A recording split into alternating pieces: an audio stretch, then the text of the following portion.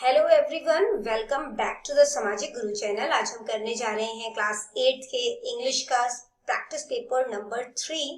तो वीडियो को स्टार्ट करते हैं। उससे पहले अगर चैनल पे नए आए हैं तो चैनल को फटाफट से सब्सक्राइब कर लो, क्योंकि यहाँ पर इस तरीके का हेल्पफुल कंटेंट अपलोड होता रहता है। तो चलिए बिना देरी किए वीडियो स्टार्ट करते हैं।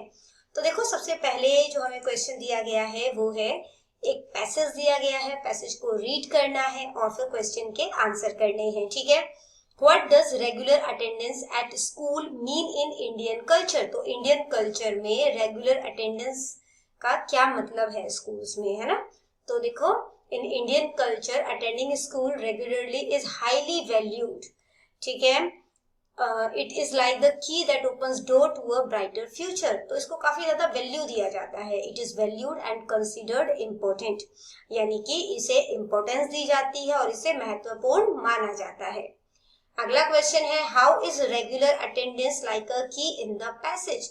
तो जो रेगुलर अटेंडेंस है वो किस तरीके से एक चाबी है ना। इस पैसेज में उसको कैसे बोला गया है? क्योंकि ये डोर को ओपन करती है ब्राइटर फ्यूचर के लिए। ठीक है। तो ए ऑप्शन करेक्ट है। It opens doors to a brighter future, यानी कि यह उज्जवल भविष्य के द्वार खोलती है। अगला क्वेश्चन देखो, why is regular attendance important for students according to the passage? तो रेगुलर अटेंडेंस क्यों जरूरी है वो आपने बताना है। तो आंसर है, it provides more opportunities to learn and grow, यानी कि ये सीखने और बढ़ने के ज्यादा से ज्यादा अवसर जो है प्रदान करती है। अगला क्वेश्चन है, according to the passage what does regular attendance show respect for? तो जो रेगुलर अटेंडेंस है वो किस चीज के लिए रिस्पेक्ट जो है वो शो करता है? लर्निंग के लिए। ठीक है, सीखने की प्रक्रिया के लिए या एजुकेशन के लिए। अगला क्वेश्चन है, what do students gain from attending school regularly as mentioned in the passage? तो जब बच्चे स्कूल रेगुलरली जाते हैं तो उन्हें क्या फायदा होता है वो आपने बताना है। तो उनका कॉन्फिडेंस जो है वो बिल्डअप होता है। दे gain confidence in their abilities and do better in exams. ठीक है, यानी कि वो अपनी क्षमताओं में विश्वास हासिल कर लेते हैं और एग्जाम में अच्छे तरीके से प्रदर्शन करते हैं। इसके बाद बेटा अगला क्वेश्चन है जिसमें कि आपको एक पोस्टर दिया गया है। इसके अकॉर्डिंग आपने क्वेश्चन के आंसर करने हैं। ठीक है।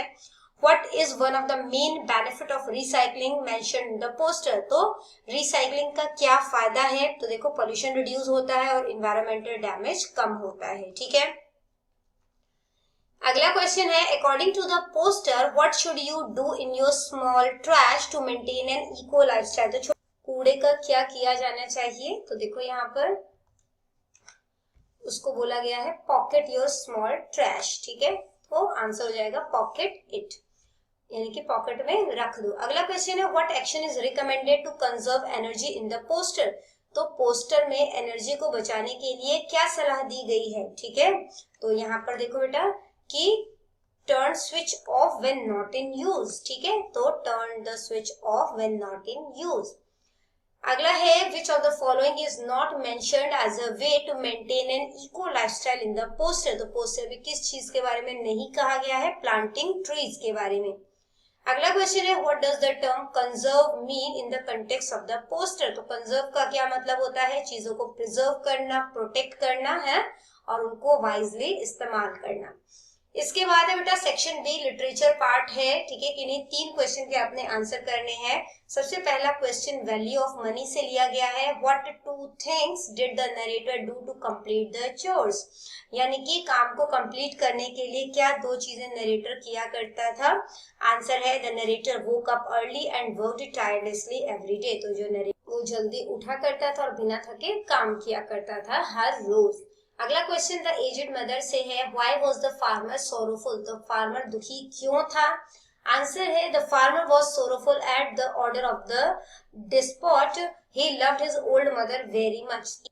जो किसान था वो तानाशाह से के जो आदेश है उससे बहुत ज्यादा दुखी था और वो अपनी बूढ़ी माँ से बहुत ज्यादा प्यार करता था।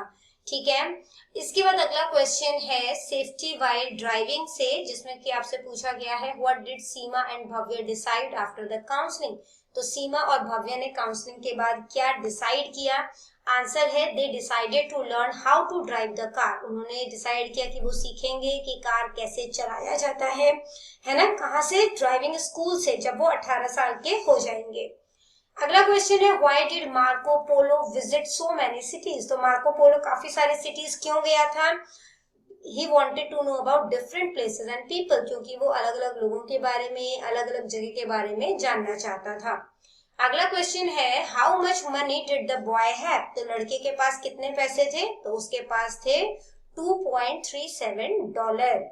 ठीक है। इसके बाद देखो अगला क्वेश्चन नंबर 4 है, जिसमें से किसी भी 4 वर्ड के मीनिंग आपने पंजाबी या हिंदी में बताने हैं। ठीक है।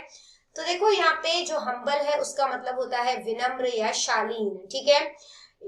इसके बाद सरमन यानी कि उपदेश, प्लाइट का मतलब होता है दुर्दशा, पिलग्रिमेज यानी कि तीर्थ यात्रा, मेलोडियस यानी कि सुरीला, स्पाई यानी कि जासूस। ठीक है।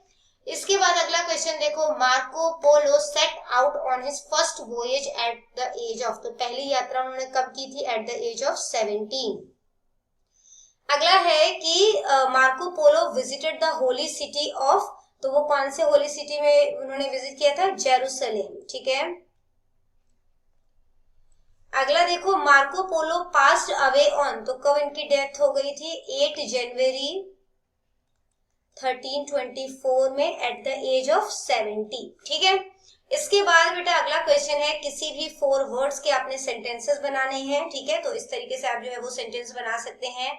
ड्राइविंग से आप बना सकते हैं my father is driving the car to the market. ठीक है। मेडिटेट से सेंटेंस बना सकते हैं I like to meditate for 10 minutes every morning. मुझे हर सुबह 10 मिनट मेडिटेट करना अच्छा लगता है। ठीक है। सेफ्टी से बना सकते हो always wear a seat belt for your own safety. अपनी सेफ्टी के लिए हमेशा सीट बेल्ट पहनो। ठीक है। इसके बाद है बेटा फॉर एवर यानी कि हमेशा के लिए। I want to keep this beautiful memory forever. ठीक है। फिर है होप यानी कि उम्मीद। I hope that it does not rain during the match. Injured, the player was injured during the football game. इसके बाद है किसी 2 क्वेश्चन के आंसर जो है वो आपने करने हैं। डोंट क्विट से पहला क्वेश्चन है what is hard about going uphill. तो अपहिल में जाने में मुश्किल क्या होती है, हार्ड क्या है? When we go uphill we may trudge, it means that we may walk slowly. तो हम जो है वो स्लोली चलेंगे क्योंकि हम थक जाते हैं, वहां पे हार्श कंडीशन होता है, बहुत ज्यादा ठंड होती है ना। अगला क्वेश्चन है what kind of weather condition do the soldiers have to face. तो सोल्जर्स को किस तरीके के कंडीशन को फेस करना पड़ता है वो आपने बताना है। They face scorching summers and snowing winters. वो बहुत ज्यादा तपती गर्मी को सहते हैं, है ना, बहुत ज्यादा बर्फीली बर्फ जैसी ठंडी हवा को सहते हैं। They face windy and rainy season also. वो बरसात को, है ना, तेज हवाओं को भी सहते हैं। अगला क्वेश्चन है what does the earth want from human beings. तो अर्थ ह्यूमन बीइंग से क्या चाहता है? The earth wants human beings to change their ways of living, कि अपना जीने का तरीका बदल दें और धरती को बचाएं। इसके बाद बेटा अगला देखो एक स्टैंजा दिया गया है जिसको रीड करके किन्हीं 2 क्वेश्चन के आपने आंसर करने हैं। 2-2 नंबर के ये क्वेश्चन है। सबसे पहला है नेम द पोएम। तो पोएम का नाम क्या है, कैसे याद रखोगे? ओशियन, रिवर और सीज आ रहा है, तो ये अर्थ से रिलेटेड है। ठीक है। तो क्या है इस पोएम का नाम? The earth needs you. Next है what gets tangle in trees. पेड़ों में क्या उलझ जाते हैं? Plastic waste. ठीक है। प्लास्टिक वेस्ट जो है वो पेड़ों पे उलझ जाते हैं when the wind carries it away, जब हवा जो है उन्हें अपने साथ लेकर उड़ जाती है। इसके बाद है what does it refer to. It जो है वो यहाँ पे किसके लिए इस्तेमाल किया गया है? तो ये इस्तेमाल किया गया है प्लास्टिक वेस्ट के लिए। ठीक है। जिसको कि लोग लापरवाही से इधर उधर फेंक देते हैं। इसके बाद बेटा वोकैबुलरी पार्ट है, vocabulary, grammar, translation and composition, यानी कि सेक्शन सी स्टार्ट हो जाता है। तो यहाँ पर जो क्वेश्चन है वो है one word substitution, a game in which no one wins. तो एक गेम जिसमें कोई नहीं जीतता उसे क्या बोलते हैं? ड्रॉ। ठीक है। इसके बाद है जॉय का सिनोनिम, यानी कि सेम मीनिंग बताना है। तो जॉय का क्या हो सकता है? हैप्पीनेस, या लिख सकते हो डिलाइट। अगला है असेंबल का एंटोनियम यानी कि ऑपोजिट, तो क्या हो जाएगा डिस्पर्स या स्कैटर, बिखरा, ठीक है। इसके बाद एक्ट वर्ड में प्रीफिक्स और सफिक्स लगाना है, ठीक है। तो क्या बना सकते हो, जो है रिएक्ट वर्ड बना सकते हो, इसने आगे लगा है तो ये प्रीफिक्स हो गया, ठीक है। और जो सफिक्स लगाना है हमने, ठीक है, ये प्रीफिक्स हो गया। सफिक्स में बाद में, एक्ट के बाद में वर्ड लगेगा, ठीक है, तो ये एक्शन हो जाएगा, ठीक है, या एक्टर हो सकता है, तो ये हमने सफिक्स लगाया है, ठीक है। देखो बाद में हम यूज कर रहे हैं ना यहाँ पे। इसके बाद है use the given idiom in a sentence, the ball is in your court. तो इसका मतलब क्या होता है, तो इसका मतलब होता है कि अब निर्णय लेने की बारी जो है वो आपकी है, ठीक है। तो इसके लिए जो सेंटेंस है वो क्या बना सकते हो कि I have given you my final offer, final offer, now the ball is in your court।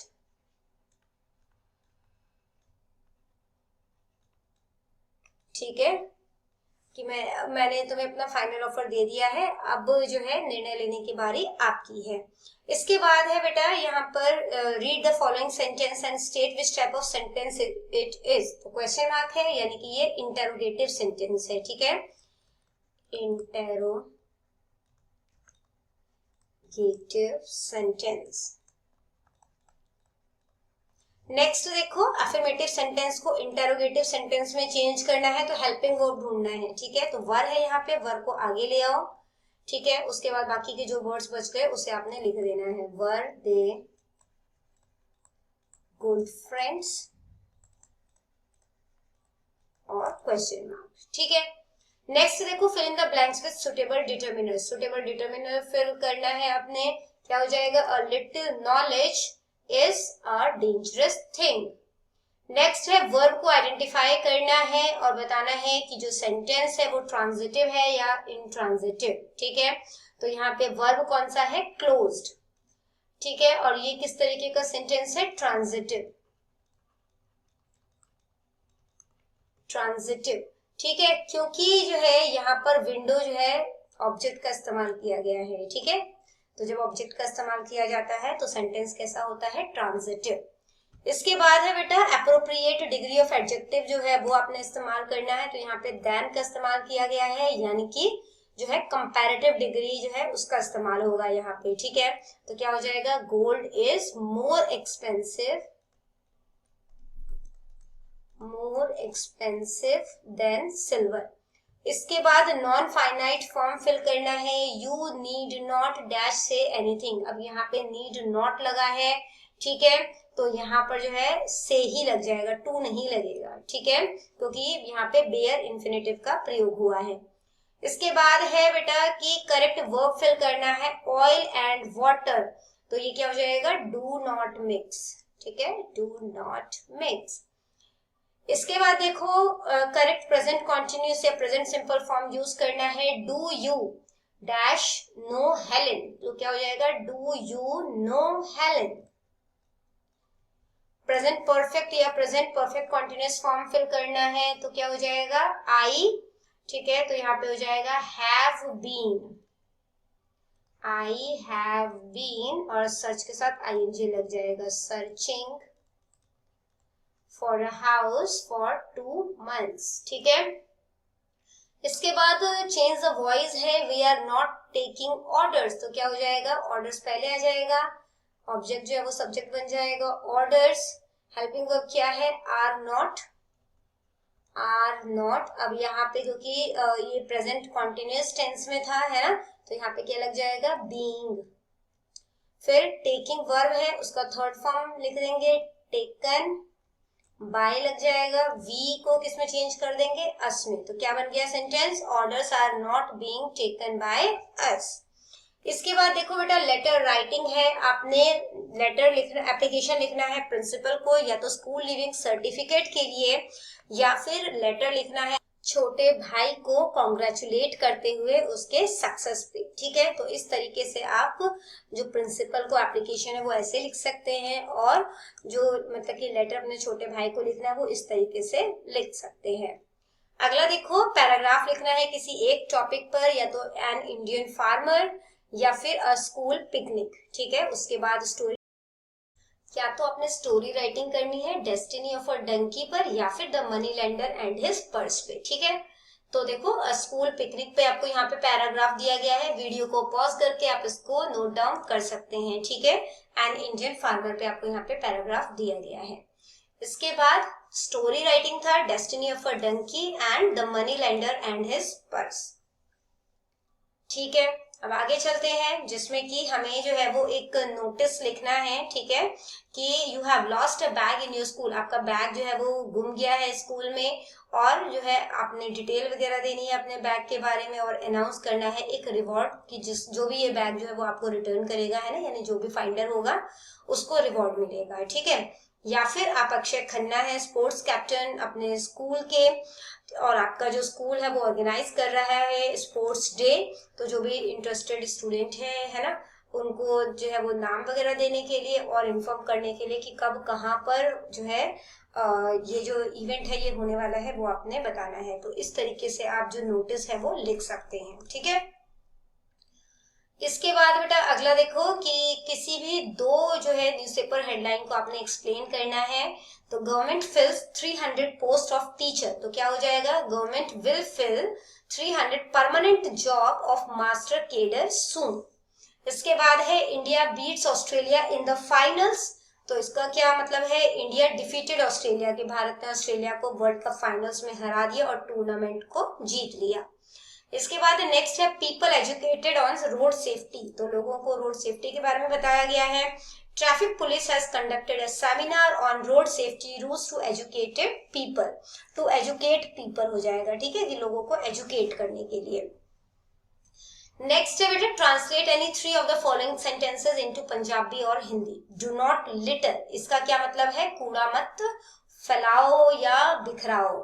ठीक है, the grandmother told a good story, यानी दादी ने चंगी कहानी सुनाई। How did he pass in the examination, वह परीक्षा में किस तरह पास हो गया। फिर है ओपन योर बैग, यानी कि अपना बस्ता खोलो।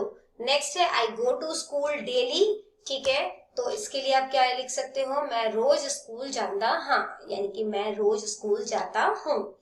इसके बाद बेटा आपको यहाँ पे सेंटेंस दिया गया है, किन्हीं भी 3 सेंटेंस को आपने इंग्लिश में ट्रांसलेट करना है। ठीक है, सानू भोजन करन तो पहला अपने हाथ धोने चाहिए हन। ठीक है, यानी कि we should wash our hands before having food. क्या आपने उत्तर लिख लिया है, have you written the answer. बिल्ली ने दूध नहीं पिया, the cat did not drink milk. हम बहुत मजा कर चुके थे, we had enjoyed a lot. बुरी संगत तो बचो, अवॉइड बैड कंपनी। तो बच्चों करते हैं इस वीडियो को यहीं पे खत्म। सारे ही क्वेश्चंस आपको बहुत अच्छे तरीके से क्लियर हो गए होंगे। तो मिलते हैं अगले वीडियो में, तब तक के लिए all the best for your exams and bye bye.